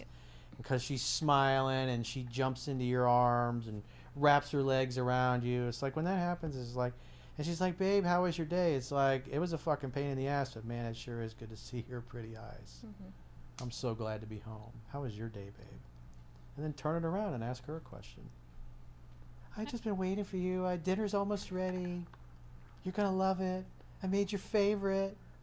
It helps. I learned that in therapy, that instead of focusing on your problems and your issues, it's better to focus on someone else's. And it kind of makes you forget about what you're currently going through. Yep. When in a relationship and you notice that when you're experiencing pain in a relationship, it's usually because you're focusing on yourself. Yeah. So focus on the other person. Because love is an act. You're there to give anyways. So give your girl something that puts a smile on her face. Yeah. Or makes her say sweet things in ecstasy. So this is from Tiago Marquez. Even after listening to the book Audible for 15 times, I still struggle to know if I should set up dates every time my girlfriend of 1.5 years calls me, which is now almost every day. Yeah, well, that's kind of being a little too much of a robot. I mean, when you're together a year and a half, she's calling and texting you every day. You should be able to just go, come over. Yeah. Hey, honey, what are you doing? It's like, babe, come over. Get your cute little ass over here. Let's fucking grill out tonight. Let's put some steaks on the Barbie. I feel like you should be way more comfortable with each other. Yeah, he's a little too much. I have to have an official date. I must pick her up. I must drive over to her house. I must spend 3.5 hours and have 3 different activities. It's like, hey, let's go do a picnic at the beach. It's a beautiful day out. If she's calling you, she wants your time and attention. So facilitate getting together as quickly as possible and just go have fun. There's nothing wrong with just inviting her over. You don't have to always go pick her up or do official dates. You should be way past that. Yeah, making some popcorn, watching movies, playing Yeah, games. you can Netflix and chill. You don't have to go out and spend money every night or every time you see her.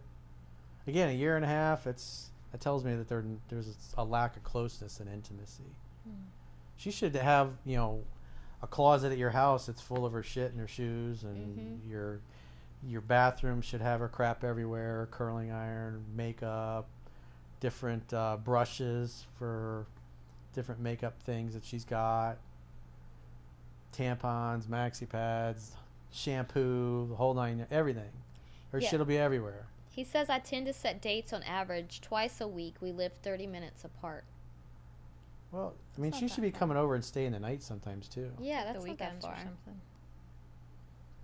Unless she's got a long way to, or like if they're 30 minutes apart and then her job is 30 minutes in the other direction, so her job would be like an hour away, then that's understandable. But She can bring clothes. if you live in town, yeah, bring clothes.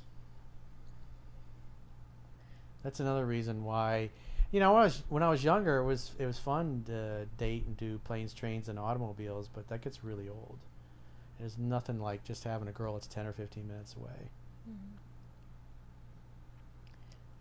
From Diesel L. Portavoz. Coach, is it normal to not want to be in a relationship? I lost all trust in women. It's so peaceful now. Well, you want a woman that makes your dick hard, not your life hard. And so right now, you don't have anybody to make your dick hard. So, or your life hard for that matter. So have fun. Enjoy yourself. Go be social. Because it's usually when you're just out having a good time with people you love and you care about and who care about you, or you're just hanging out by yourself enjoying something. Like I know in the next few weeks, the Palm Beach boat show is happening. And if you're into boats and you don't have anybody to go to the boat show with, go by yourself. There's beautiful women there. Just stuff like that. Or take yourself to a hockey game. There's always hot girls at hockey games. There's always hot girls at football games. Just go do something fun that you enjoy. Take yourself out for a cocktail if you're comfortable going out and hanging out by yourself. You don't need a wingman or anybody. Just go have a good time. Because you never know when you're going to turn around, or you're just having lunch at a bar.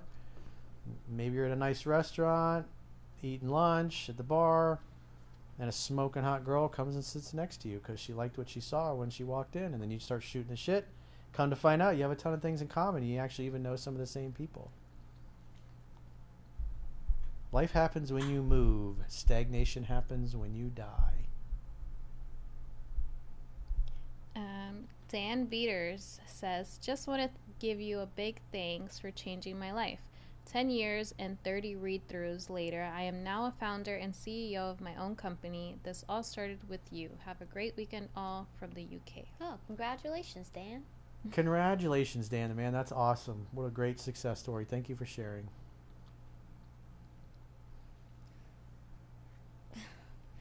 Seth asks, Coach, I want to go skiing, but my wife is too tired and wants to watch TV. Do I leave her at home alone and go skiing? Hell Yeah. yeah. Hell yeah, the fun bus is on the ski slopes. Yeah. And if she don't want to come, then you could always jokingly say, hey, you know what? Maybe I'll find a cute snow buddy on the slopes that I can bring home for you. I mean, are you on vacation and she wants to stay inside? Oh, Like- that's lame. Oh, that's horrible. Yeah. It happens. Skiing's expensive too.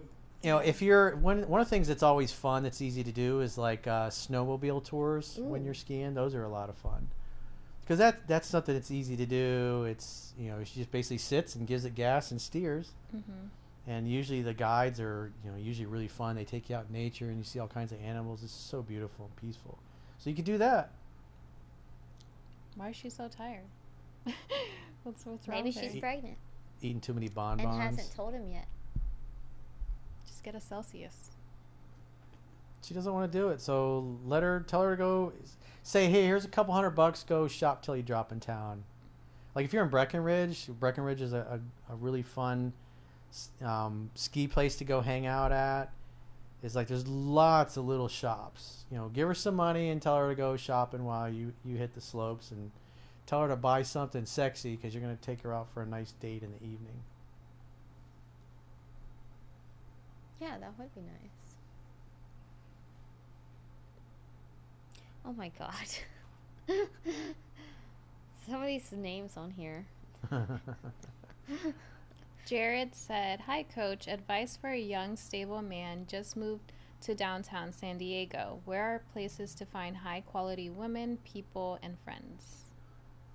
The places that you're going to find them are the places that have the kind of activities that you really love and enjoy. So go lose yourself in your hobbies and your interests. What do you love doing for fun? Go figure it out. Go mingle. There's, San Diego, there's, you have wine and beer festivals.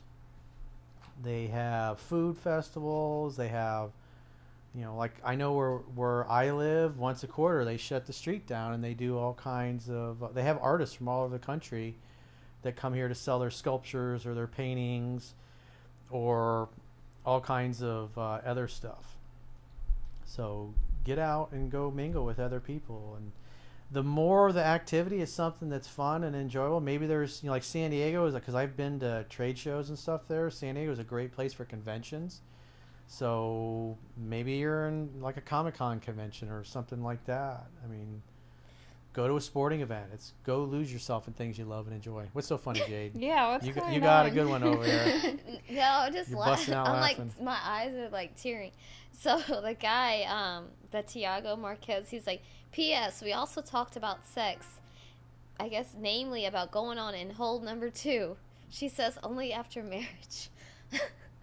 I don't know why I thought that was so funny. Whatever, some guys like that shit. I had a buddy that used to like to do anal with his girlfriend, and then he would pull it out and she'd turn right around and lick it clean. And then they would make out and then go back to fucking again. And I was just like, you're fucking weird, dude. I was like, whatever, I don't judge. And the funny thing was his girlfriend was real pretty, and she liked to smoke. And one of our mutual friends, I won't say who it is, we used to call her dumpster breath. Because she always had bad breath. And so whenever she'd be around us and she had this shitty breath and my friends were with us, we'd look at him. It's like, bro, you guys been doing it again like that? Oh my god. You've been backdooring it again right before we got together? That's disgusting. People are weird, man. I don't judge.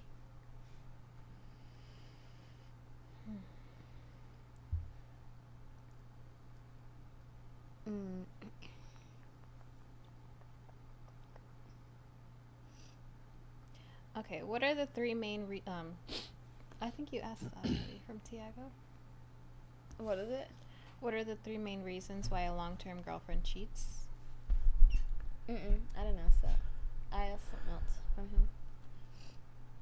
Well, I mean, typically the interest is low. She's not stimulated, number 1.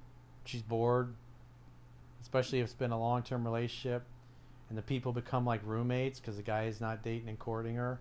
Doesn't make her feel heard and understood. That's one of the biggest reasons, because again, if you don't date and court your wife, eventually some other guy's going to come along and do it for you. And depending on her character level is going to determine how nice or how nasty the breakup is. A low character woman should go fuck somebody else and cheat on you and not feel bad about it at all. But a high character woman is just going to let you know it's not working. She's not happy. She's going to tap out. And then she's going to take some time to heal and be single for a while. And then when she's ready, she'll start accepting date requests. So, and the other thing is just catching her in lies, always having her phone face down. I did a video many years ago. It was one of the first ones I did about cheating. I can't remember what it was. How women cheat or how to catch her cheating or something like that. That video is over 10 years old. But those are the big ones. You know, if they're real secretive with their phone, that's usually a good indicator. Because a woman's got nothing to hide. It's going to be laying face up and she's not going to care if you see it or not. But if she guards it like it's the nuclear football, you got a problem.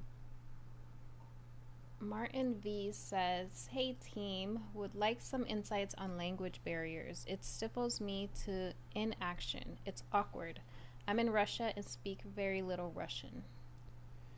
Well, if you're in that situation, then what kinds of phrases and words and sentences would you need to learn to where you can tell a Russian woman how beautiful you think she is, or how intoxicating she is to look at, or how gorgeous her eyes are, or how much you love her smile and the sound of your voice or her voice. Anything that can kind of get the conversation started, but it would be helpful if she also spoke English. So that can be difficult. Maybe you can teach each other. You know, like when I've dated women that speak other languages, they always, every single one of them spoke English.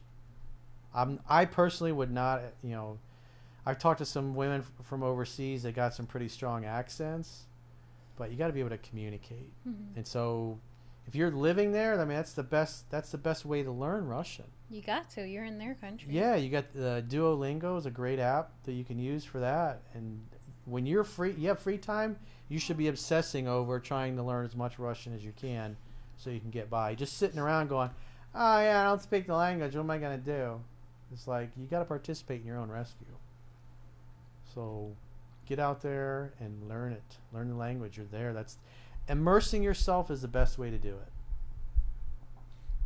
Or you could, Donovan Bradley suggested, use a translator app or a Russian English dictionary. Yeah, you can speak into like Google Mm-hmm. and then say it to each other like that. You can kind of make a game out of it. They have the earbuds now that translate too. Didn't can you do that buy too. your mom one? The earbuds? Or was Huh? it a translator thing because they were going somewhere? No, it wasn't me. Oh, I thought you got her one like the Christmas before last. Some translator thing. Well, some of them got phones. Oh, she got an iPad. That's what it was. I got her an iPad Oh, with the keyboard and It was some everything. translator thing. Gabriella C says, much love, coach. I'm crushing on someone from my office. I've given the impression that I'm interested. Even made the first move and introduced myself. He smiles back but hasn't made a move yet. Is this a girl? Yes. Well, so she went over to talk to him. Was he oblivious? Is he single? Yeah, we need some more context We on that need some more one. deets on that Is one. he single? A little bit more info. Because again, you got to worry about the Me Too thing. Is a guy married? Do you know these things? Because when you're in the office and you're a little forward like that, like, because with guys, what I usually tell them to do is just invite everybody out for company happy hour or drinks or something like that.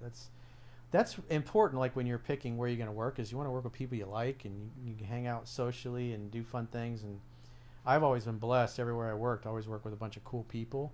Because I made it a point when I would interview, is like, do I like these people? Do I want to hang out with them socially? Because if I didn't take those jobs. And so that's important. And so if you get a group of people together from the company, you can invite this guy to come hang out and have drinks with you or dinner or lunch or whatever it is, and sit and talk to the guy. Ask him questions. Are you getting any kind of indicators that he's interested in you? Or you could come right out and tell him that you have a crush on him and you thought he was really hot and you were hoping that he could take you out on a date sometime. So you can be forward like that. She answered someone else and said, he's single. How do I move from there? Just wait or move on? Well, like I said, invite. If she's unsure that he likes her, then why doesn't she get a group of people together from the office to go out and do something together socially, Yeah. and then see how he behaves in this group? Mm-hmm. Is he excited to talk to her? So, because obviously at work you can talk for a little bit, but you can't linger. Mm-hmm. And so if you go out and you do something like a dinner or a lunch or a happy hour, you can sit next to each other and just talk and shoot the shit. And be more yourself, not like super professional. Yeah, energy. exactly. Because now you got time to talk. There's no pressure. He's not, the boss is not staring at Yeah. anybody, and if he doesn't seem to do anything, you could tell him that you think he's cute, or you think he's really handsome, and if he was up for it, you'd love to go out on a date with him. Mm-hmm. Yeah, get to know him before you do anything, because I feel like, what if she does get rejected? Now every time she goes to work, she's gonna be like, Yeah, that's why it's best to go out and spend some time together. Do you like talking to the guy? Does he like talking to you? Does the conversation flow? Well, if he's nervous, he might not be very courageous. He might be kind of scared. So either he's either not interested or he's scared. That's what I would say based on what you said. If there's a lot of eye contact or eye flirting, as she says, but if he gets nervous, that just shows me he doesn't have a ton of confidence. it's giving beta male. Yeah. You want a man who knows what he wants and goes Yeah. for it. Yeah, it's like the more feminine you are, the more you're going to want a guy that dominates you.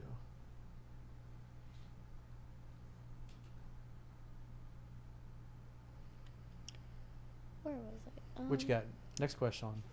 Fuel_ethanol asks, what's the best way to regain respect and display masculinity to an ex after over pursuing and going through a tough time, especially if not in no contact?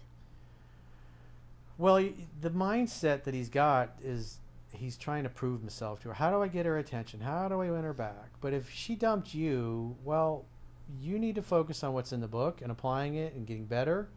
So if she does reach out and break no contact, she finds a more attractive, more confident, cockier, more successful, better version of you.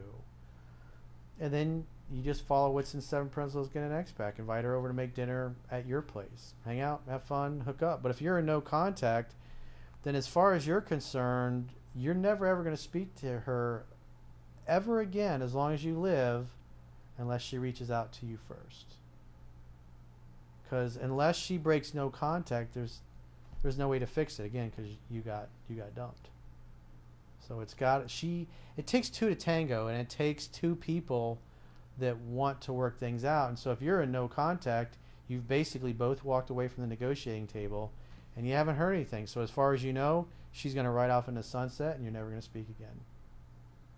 What's a Giga Chad? That's a what?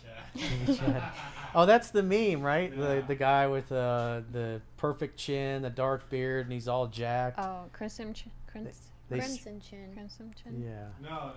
It's the gay chin. It's like the muscular guy. It's just, you don't get it. No. I'm I'm good. pretty based. Next question. Storm Hunter, what do you think of reading women's emails here and there? Would it be a good way to analyze and give insight as to what women are thinking when dealing with guys with no game? Well, I get very few emails from women, and usually the ones that I do are mostly from lesbians. So it's, a lot of women watch because I'll see it and sometimes they'll comment, but they usually don't send in emails. Tim Sweeney, how to maintain relationship when away for a while for work?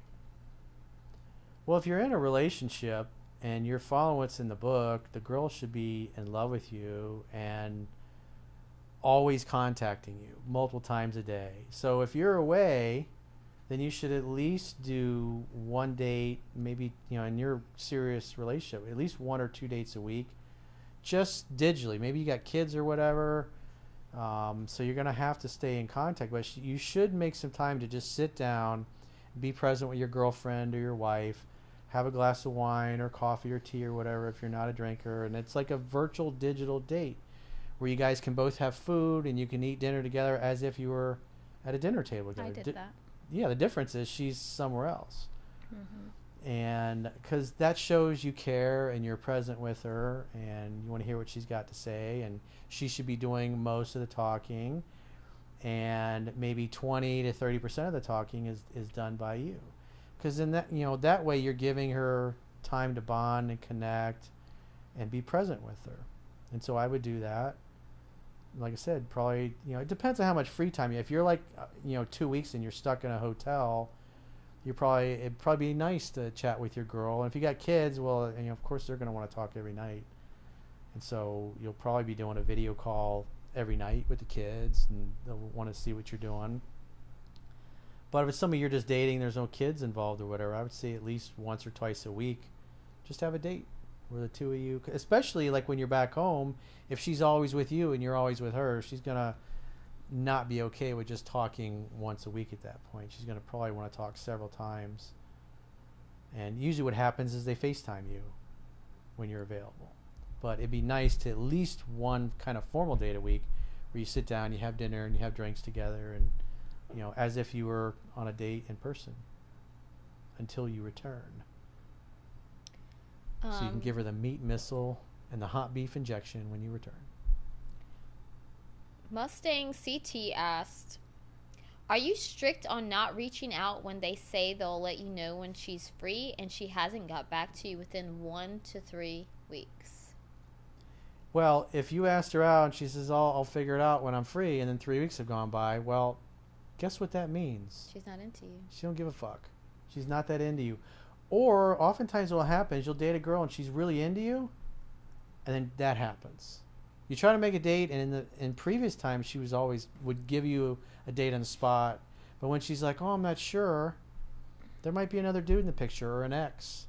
And as long as things look possible with the ex or the other guy, or that maybe she was further along with him, you just let her be.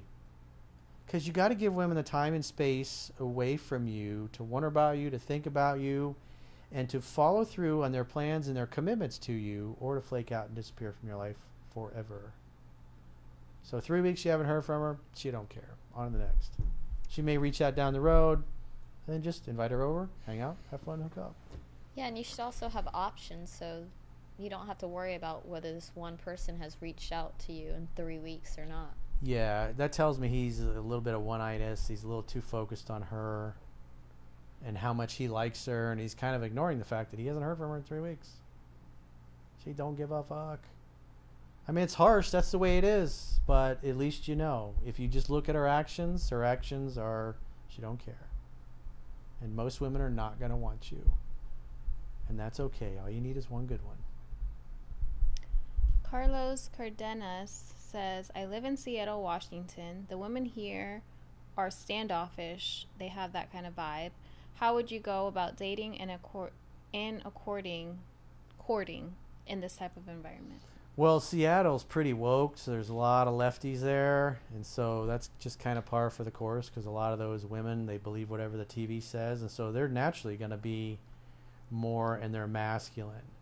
So what kind of things are the kind of women that you like to date? What are they doing? Well, maybe they're to the gun range, or maybe they're rock climbing, or maybe they're at the country club, or maybe they're at some other kind of private club. It's the point being is you should go where you're welcome and where you're celebrated. If you're hanging out with a bunch of woke fucking Karens who are miserable, then you probably should be hanging out somewhere else. You want a girl that's nice to you, who actually makes you feel welcome and is glad that you're there. Kane Miss keeps asking the same question, but hey Corey, do you ever regret not having a child at your age? Nope. I've been a stepdad. I would like to have kids someday. We'll see what happens. Maybe one of these days you'll see a bunch of fucking rugrats running around here. What about when you're like 90? What about it? Well, I mean... Well, there's a billionaire who's like, I was just reading last week, he's 93, and he's worth like 2.6 billion, I think I read. And his wife, he's been with for several years, she's like 44, 45, and she's pregnant with like their 4th or 5th kid. And he looks good. He don't look like he's 93. He's working out. He's taking care of himself. He's rich. He's like... But his attitude was like, what else am I going to do with my money? He's a family man. He loves his wife. He loves his kids. He just wants to be a dad. Enjoy whatever time he's got left. It's like, at 93, the other thing you got to consider is that is a very wise man. So if you think about the father with the wisdom that he has, that he can be at 93 versus, I don't know what age he was when he had his first kids, maybe 50, 53 versus 93. That's 4 more decades of life experience and watching kids grow up and grandkids grow up, and it's a very efficient way to teach and to parent, because wisdom comes with age. And if you're dating a younger woman, obviously she gets the benefit of the wisdom, and so do the kids. And because, you know, when you're young and you're beautiful, and then you have kids, like, you don't know shit yet. Like, that's, you know, when I was married in my 20s, my early 20s, or like say my mid 20s, it was like I wasn't ready to be a dad yet. You know, even though a few years later I was coaching and mentoring at-risk kids, at the end of the day they weren't mine. They weren't my responsibility. But I didn't feel ready back then. So as I've gotten older, I appreciate it more, and so we'll see what happens. Start popping them out soon. I don't know. I just think that if my husband, I would want them to be around for the child until they're at least like 40, 50. Well, that doesn't always happen. I had, know. a good friend of mine. His father died when we were sophomores. Got cancer. And Yeah. what do you do in that case?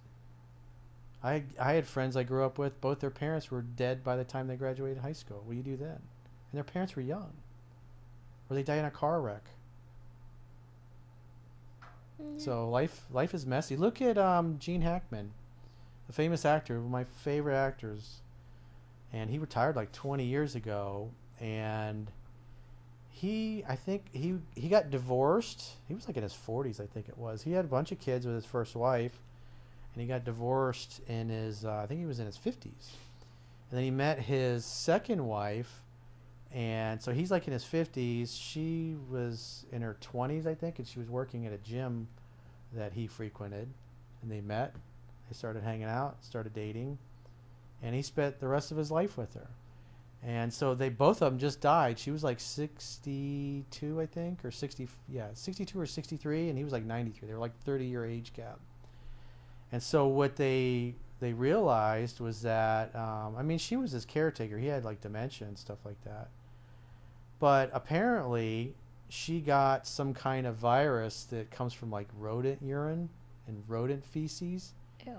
And she was like 62 or whatever. And she ended up, the coroner said she died first, like a week before he did. So he's got dementia, and he's walking around his big mansion house they got, and he didn't know. They don't think he knew where his wife was or that she was even dead. Oh, that's so sad. And then so they found him. I guess, fell over, or maybe he went and found his wife and saw that she was dead. He had a heart attack. And then he had a heart attack. So what about that? That's a 30-year age difference. Does that mean that her life was wasted and his life was wasted because they had a big age gap? No. I mean, she died a week before he did. So there's no guarantee just because somebody's younger that you're going to outlive the other person. And in many times, there are cases where the guy's much older than the girl, and she gets cancer and dies. I mean, it happens. You look at another famous old person, Charlie Chaplin. He was in his 50s, and he met his future wife and mother of his like 6 children, I think it was. She was like 17, about to turn 18, and she was like an aspiring actress. She was Swedish. And she just liked him. They had a lot of chemistry, and then a year later, when she was 18 or 19, they got married. And her father did not approve of the marriage at all. He disowned her. I don't think they ever spoke the rest of his life. And they lived happily ever after. She had, I think, 6 children with him. And he died when he was, late 80s, I think. And she died, I think, 14, 15 years after he did. She died of pancreatic cancer. So you're like, well, what about that? So life is not a given. You're not going to be, there's no guarantee that you're going to be here forever. And just because you're the same age doesn't mean that one of you is going to tap out before the other one. I lost a lot of friends that I grew up with in car wrecks. I would say that's probably the biggest one where people died. 5 minutos. 5 minutos. What do you got? On a positive note. On a positive note. Andre Gonzalez says, "Thank you forever, Corey. Together with the teachings has changed my life and mine in 1 year. I hope one day I can talk to you. I'm from Mexico but live in Germany." Cool. Deutschland. Thank you. Kyle Madrid. He says, "Hey, Coach, I used to handle flaky behavior well, But over years of dating, I tend to get more annoyed. That's a bad way to go. Don't do it. When I see that flaky text or signs of low interest. Any advice for getting back to that more centered, carefree place? Well, it's repulsive and it dries women up. So it's not going to help you be attractive. So you have to learn to be okay with it.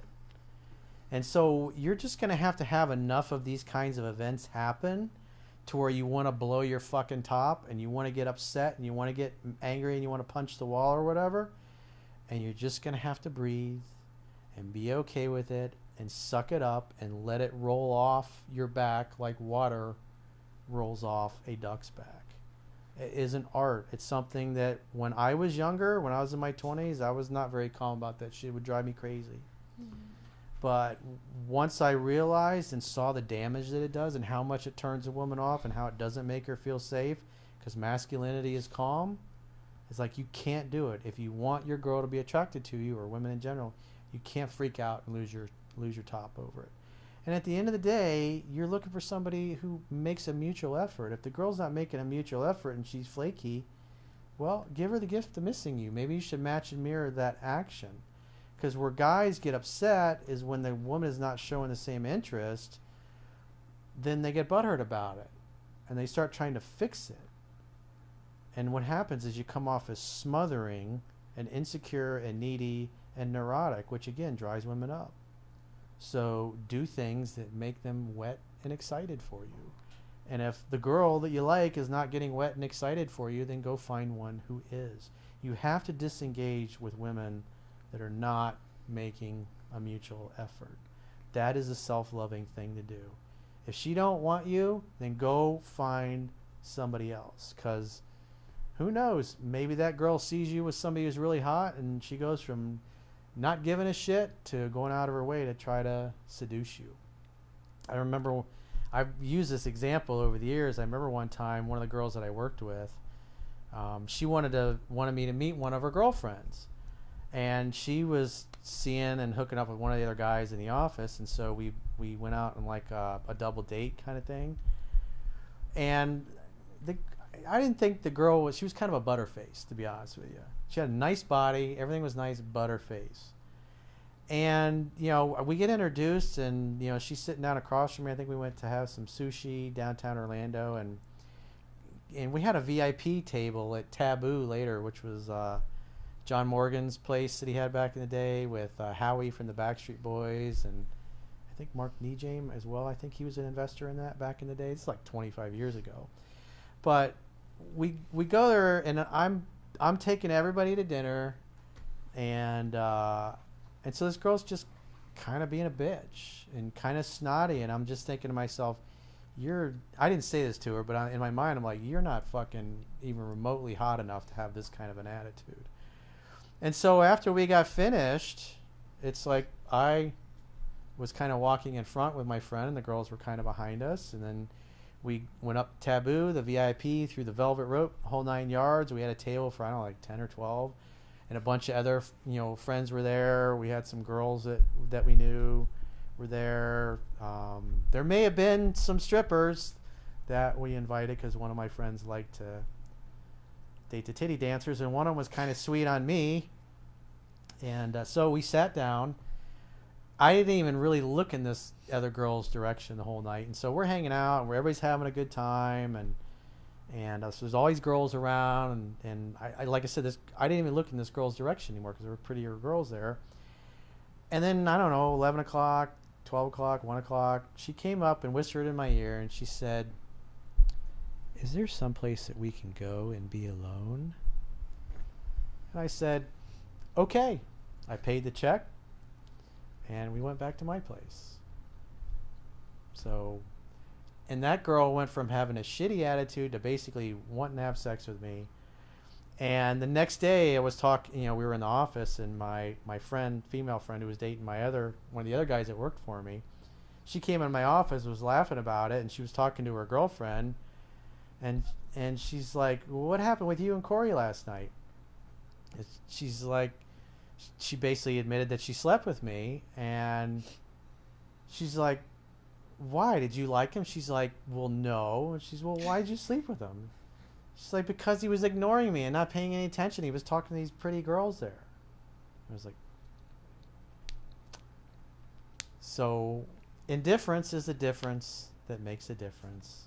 And if a chick's giving you a shitty attitude or is not appreciating you, well, go talk to somebody else who's cute and does appreciate you, because that is the best attitude changer for yourself and for the woman who's being insufferable. Thanks again, guys. We will see you next week, 1 o'clock p.m. Eastern Standard Time. Again, for 2 hours. As long as everybody's in town, we're going to continue to do these every Friday. So we hope you guys enjoyed it. Thanks for all the super chats and all the tips. We appreciate it. Hope you guys enjoyed it. And we'll see you in a week. Goodbye. Bye.